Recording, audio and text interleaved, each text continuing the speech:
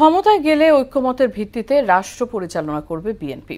দেশ গঠনে সবার অংশগ্রহণ জরুরি বলেও মনে করেন দলের ভারপ্রাপ্ত চেয়ারম্যান তারেক রহমান।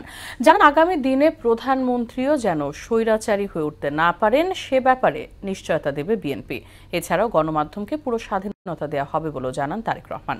আরও জানাচ্ছেন তানজিদ ভুইয়া। রাজধানীর একটি অভিজাত হোটেলে ৩১ দফা রাষ্ট্র মেরামতের রূপরেখা নিয়ে বিএনপির সেমিনারে অংশগ্রহণ করেন দলের শীর্ষস্থানীয় নেতৃবৃন্দ সহ বিভিন্ন দলের নেতা, সুশীল সমাজ ও কূটনীতিকরা। এ সময় স্বাগত বক্তব্য রাখেন দলের মহাসচিব মির্জা ফখরুল ইসলাম আলমগীর।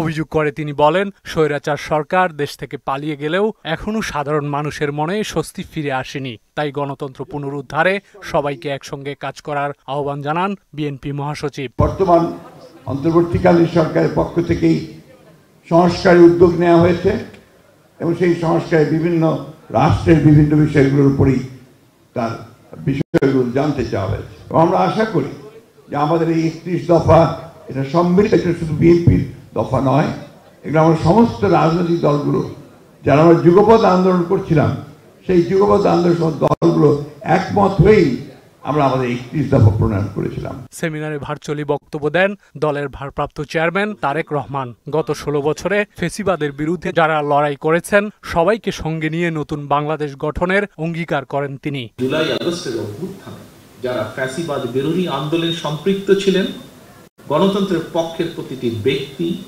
দল, সংগঠন ও গোষ্ঠী তাদের সকলের আত্মত্যাগের যথাযথ স্বীকৃতি দিয়ে প্রতিটি শ্রেণী পেশার মানুষের অংশগ্রহণমূলককে সম্মান জানিয়ে লুণ্ঠিত ভোটের অধিকার ফিরিয়ে এবং জনগণের ম্যান্ডেট নিয়ে একটি সত্যিকার গণতান্ত্রিক বাংলাদেশ প্রতিষ্ঠা করাই আমাদের সমন্বিত অগ্রাধিকার। তারেক রহমান আরও বলেন, বিএনপি চায় না আগামী দিনে স্বৈরাচার সরকার আর ফিরে আসুক, সেজন্য সংবিধান সংস্কারের কথাও বলেন তিনি। বর্তমানে দেশে আলোচিত প্রায় সব সংস্কার প্রস্তাবই আমাদের এই ৩১ দফায় অন্তর্ভুক্ত রয়েছে।